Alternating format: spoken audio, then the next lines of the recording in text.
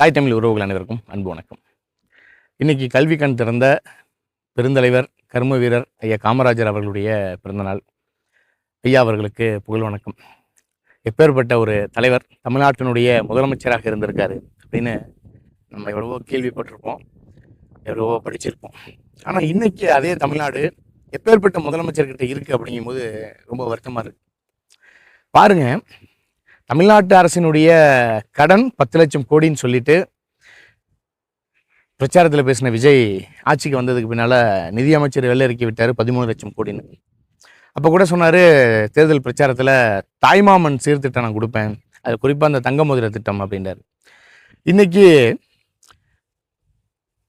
ஒரு 755 கோடிக்கு ஒரு டெண்டர் சைன் பண்ணியிருக்காரு.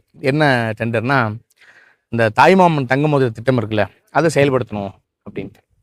இன்னொரு பக்கம் வந்து பார்த்தீங்க அப்படின்னா, நலம் டிஎன் அப்படின்னு சொல்லிட்டு ஒரு இணையதளத்தை தொடங்கியிருக்காங்க. அதில் என்னென்னா, அரசு மருத்துவமனைகளுக்கு நிதி கொடுக்கணும் அப்படின்னா தாராளமாக நீங்கள் கொடுக்கலாம். குறிப்பாக உங்களுடைய பிறந்த நாள், உங்களுடைய திருமண நாள், இல்லை போன்ற சுப நிகழ்ச்சிகள் நடந்தால் நீங்கள் நிதி கொடுக்கலாம். இன்னும் குறிப்பாக கார்ப்பரேட் கம்பெனிகள் வந்து நிதி கொடுக்கலாம். அது மட்டும் இல்லாமல் வந்து பார்த்தீங்கன்னா, பெரிய பெரிய தனியார் கம்பெனிகள்லாம் நிதி கொடுக்கலாம். அரசுக்கு எதாவது செய்யணும்னு நினச்சிங்கன்னா, மருத்துவத்துக்கு எதாவது செய்யணும்னு நினச்சிங்கன்னா அப்படின்னு விளம்பரங்கள் பார்க்க முடியுது. இப்போ நமக்கு என்ன கேள்வி தோணுதுன்னா, 755 கோடி ரூபாயை வந்து நீங்கள் வந்து தங்க மோதிரம் திட்டத்துக்கு நீங்கள் செலவிட்டுட்டு மக்களுக்கு வந்து மருத்துவம் கொடுக்காம, அந்த மருத்துவத்துக்கு நிதி இல்லாமல் பொதுமக்கள்கிட்ட இன்றைக்கும் கார்ப்பரேட் கம்பெனிகள்ட்டையும் இன்றைக்கி தனியார் நிறுவனங்கள்ட்டையும் கையேந்தக்கூடிய ஒரு சூழ்நிலை உருவாயிருக்கு. அப்போ இந்த 755 கோடி ரூபாயை வைத்து எத்தனையோ அரசு மருத்துவமனைகளை தரம் உயர்த்திருக்கலாம். இன்றைக்கி எத்தனையோ மருத்துவர்கள் வந்து பெரும் சிக்கல்கள் இருக்காங்க. மருத்துவர்களுடைய பிரச்சனைகள் தீர்க்கப்படுவதில்லை. செவிலியர்கள் தொடர்ச்சியாக போராட்டங்கள் பண்ணுறாங்க. இன்னும் எத்தனையோ மருத்துவமனைகளில் மருத்துவர்கள் பற்றாக்குறை இருக்குது. தரமற்ற சுகாதாரமற்ற முறையில் எத்தனையோ மருத்துவமனைகள் இருக்குது. எத்தனையோ நவீன உபகரணங்கள் இல்லாமல் எத்தனையோ அரசு மருத்துவமனைகள் இன்றைக்கி இருக்குது. இந்த சூழலில் அந்த அரசு மருத்துவமனைகளை தரம் உயர்த்திருக்கலாம். ஆனால் அதெல்லாம் பண்ணாமல் 755 கோடி ரூபா டெண்டர், அதுவும் வந்து பார்த்திங்கன்னா அது ரொம்ப முக்கியமாக ரொம்ப தேவையா அப்படிங்கிற ஒரு கேள்வி இருக்குது. இப்போ இதே இந்த மருத்துவத்துக்கு செலவிட்டு எத்தனையோ உயிர்களை காப்பாற்றியிருந்தால் இவர் ஒரு நல்ல முதலமைச்சர்னு நம்ம சொல்லலாம். இப்போ ஏன் ஐயா காமராஜர் அவர்களை நம்ம சொன்னோம் அப்படின்னா, இன்றைக்கி ஐயாவோட பிறந்தநாள். ஐயா காமராஜர் அவர்கள் எப்பேற்பட்ட ஒரு தலைவராக இந்த மண்ணில் வாழ்ந்திருக்காரு. மக்களால் போற்றப்படக்கூடிய மக்கள் முதல்வராக ஒரு கல்வியை இந்த மக்களுக்கு, இந்த எளிய சமுதாய மக்களுக்கு கொடுத்த ஒரு தலைவனாக இருந்தார். ஆனால் இன்றைக்கி அதே பள்ளி மாணவர்கள்ட்ட கொண்டு போய் விஜய் அவர்கள் பேசக்கூடிய பேச்சுக்களை, அந்த அரசியல் மேடை பேச்சுக்களை வந்து ஒளிபரப்பு பண்ணுறாங்க. இதெல்லாம் பார்க்கும்போது மாணவ சமுதாயத்துக்கிட்ட எதை கொடுக்க போகிறீங்க அப்படின்னு. ஒரு பக்கம் ஒரு அமைச்சர், அதை முன்னாள் சுகாதாரத்துறை அமைச்சர் விஜயபாஸ்கர் மாணவர்கள்ட்ட போயிட்டு, நான் எந்த கட்சியில் போய் சேர்ந்துட்டேன் தெரியுமா, தெரியுமே விஜய் மாமா கட்சியில் டிவிக்கு அப்படிங்கிறாங்க. இதெல்லாம் கொண்டு போய் மாணவர்கள்ட்ட சேர்க்குறாங்களோ அப்படிங்கிற ஒரு ஐயம் நம்ம மனசுக்குள்ளே எழுது. அப்போ இப்படி நீங்கள் மக்கள்கிட்ட கையேந்தி, இல்லை தனியார் நிறுவனங்கள்கிட்ட கையேந்தி தான் ஒரு அரசு மருத்துவமனைகளை நடத்தணும் அப்படிங்கிற ஒரு நிலை இருக்கும்போது, எதற்காக 755 கோடி ரூபா நீங்கள் சைன் பண்ணி இன்றைக்கி அந்த தங்க மோதிர திட்டத்தை நீங்கள் சொன்ன அந்த தேர்தல் வாக்குறுதியை செயல்படுத்தணும்னு தெரியல. இப்போ என்ன ஒரு கேள்வி வரும்னா, எல்லாருமே என்ன சொன்னாங்க பார்த்தீங்களா, அதை வந்து விஜய் செய்யலைனாலும் நீங்கள் வந்து விமர்சனம் பண்ணுவீங்க அப்படிங்கிறாங்க. நாங்கள் செய்யலைனாலும் விமர்சனம் பண்ண தான் செய்வோம். ஆனால் அந்த விமர்சனம் சரியான விமர்சனமாக இருக்கும். எப்படின்னா, ஒரு சரியான முறையில் தமிழ்நாட்டு அரசுக்கு நிதியை அவர் பெறுறாரு, அதன் மூலியமாக தமிழ்நாட்டினுடைய கடன்கள் அடைக்கப்படுது, தமிழ்நாட்டுடைய கடன்கள்லாம் அடைச்சிட்டு தங்க மோதிர திட்டத்தை விஜய் அவர்கள் செயல்படுத்துறாருன்னா நம்ம பாராட்டலாம். ஏற்கனவே 13 லட்சம் கோடி தமிழ்நாடு கடனில் இருக்குது. இந்த சூழலில் இப்போ 755 கோடி ரூபாய்க்கு இந்த டெண்டருக்கு கையெழுத்து போட்டு இப்போ என்ன பண்ண போகிறாரு சொல்லுங்கள். இது நமக்கு ஒரு கேள்வி தானே. இப்போ தமிழ்நாடு எதை நோக்கி போகுது அப்படிங்கிற ஒரு கேள்வி இதுலேருந்து நமக்கு எழுது.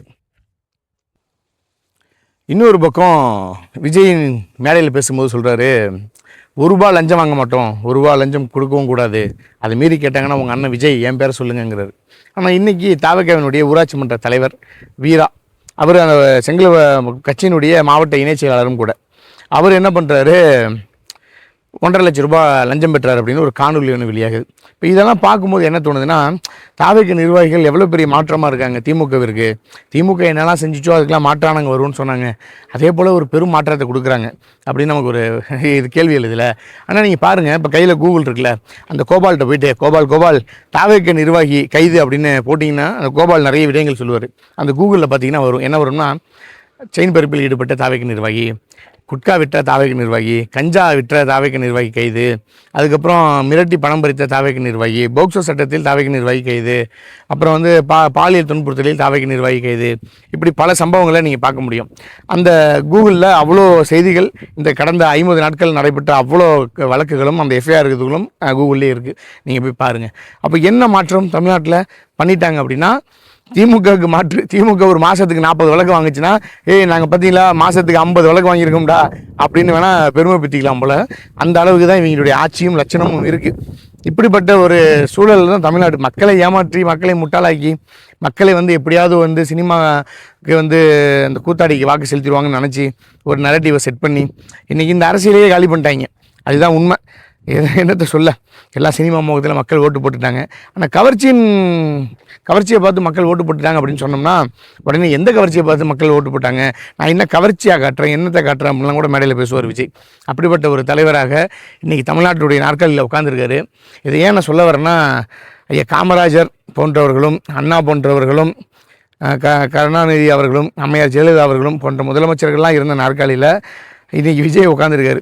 இந்த விஜயோடைய ஆட்சியை பார்க்கும்போது திமுகவோட ஆட்சி, அதிமுகவோட ஆட்சிலாம் பரவாயில்லையப்பா, நல்லா தானப்பா இருந்துச்சு, அவங்க எவ்வளோ பரவாயில்லையப்பாங்கிற அளவுக்கு விஜய் மோசமான ஒரு ஆட்சியை கொடுத்துட்டாரு, ஒரு மாற்றமான ஆட்சியை கொடுத்துட்டாரு. அதை அவர் சொல்லி என்ன, ஓட்டு போட்ட மக்களாகிய நாம் தான் இன்றைக்கி புலம்புறோம், ஐயோ தெரியாமல் ஓட்டு போட்டனே அப்படின்னு. தெரியாமல் எப்படிங்க ஓட்டு போடுவீங்க?